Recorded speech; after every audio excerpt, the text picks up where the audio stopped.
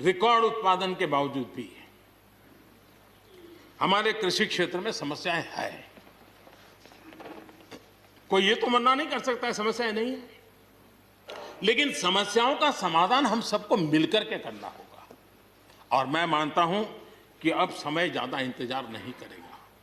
हमारे राम गोपाल जी ने बहुत ही अच्छी बात कही कि उन्होंने कहा कि कोरोना लॉकडाउन में भी हमारे किसानों ने रिकॉर्ड उत्पादन किया।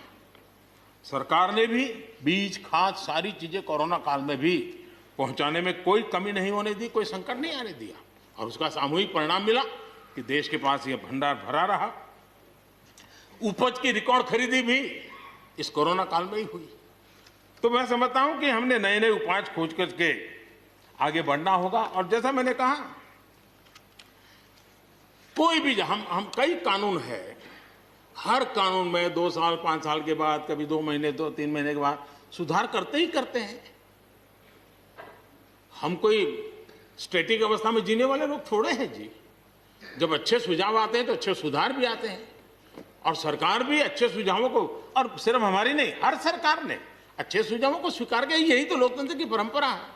और इसलिए अच्छा करने के लिए अच्छे सुझावों के साथ, अच्छे सुधारों की तैयारी के साथ हम सबको आगे बढ़ना चाहिए। मैं आप सबको निमंत्रण देता हूं, आइए हम देश को आगे ले जाने के लिए, कृषि क्षेत्र की समस्याओं का समाधान करने के लिए आंदोलनकारियों को समझाते हुए हमने देश को आगे ले जाना होगा। हो सकता है कि शायद आज नहीं तो कल जो भी यहाँ होगा, किसी न किसी को ये काम करना ही पड़ेगा। आज मैंने किया है, गालियां मेरे खाते में जाने दो, लेकिन इस अच्छा करने में आप जुड़ जाओ।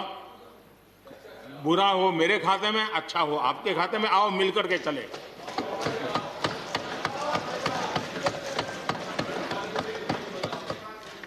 और मैं लगातार, हमारे कृषि मंत्री जी लगातार किसानों से बातचीत कर रहे हैं, लगातार मीटिंगें हो रही हैं, और अभी तक कोई तनाव पैदा नहीं हुआ है।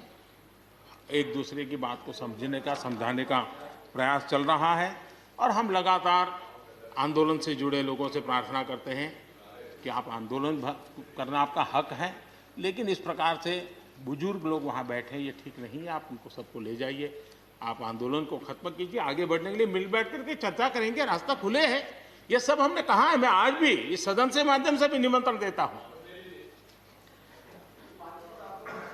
आदरणीय सभापति जी, ये बात निश्चित है,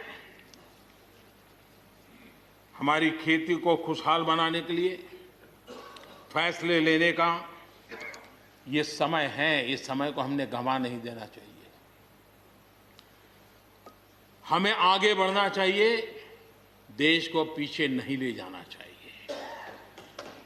पक्ष हो, विपक्ष हो, आंदोलनरत साथी हो, इन सुधारों को हमने मौका देना चाहिए, और एक बार देखना चाहिए कि इस परिवर्तन से हमें लाभ होता है कि नहीं होता है। कोई कमी हो तो उसको ठीक करेंगे, और कहीं ढिलाई है तो उसको कसेंगे। ऐसा तो है नहीं कि सब दरवाजे बंद कर दिए बस। और इसलिए मैं कहता हूं, मैं विश्वास दिलाता हूं कि मंडियां अधिक आधुनिक बने, अधिक प्रतिस्पर्धी होगी। इस बार बजट में भी उसके लिए हमने प्रावधान किया है। इतना ही नहीं, एमएसपी है, एमएसपी था, एमएसपी रहेगा। ये सदन की पवित्रता समझे हम। जिन 80 करोड़ से अधिक लोगों को सस्ते में राशन दिया जाता है, वो भी कंटिन्यू रहेगा। इसलिए मेहरबानी करके भ्रम फैलाने के काम में हम न जुड़े, क्योंकि हमको देश ने एक विशिष्ट जिम्मेवारी दी है। किसानों की आय बढ़ाने के जो दूसरे उपाय हैं, उन पर भी हमें बल देने की जरूरत है। आबादी बढ़ रही है, परिवार के अंदर सदस्यों की संख्या बढ़ रही है, जमीन के टुकड़े छोटे होते जा रहे हैं। ऐसी स्थिति में हमें कुछ न कुछ ऐसा करना ही होगा ताकि किसानी पर बोझ कम हो, और हमारे किसान के परिवार के लोग भी रोजी रोटी कमाने के लिए, उनके लिए हम और अवसर उपलब्ध करा सकें। इनकी तकलीफों को दूर करने के लिए हमने काम करना होगा।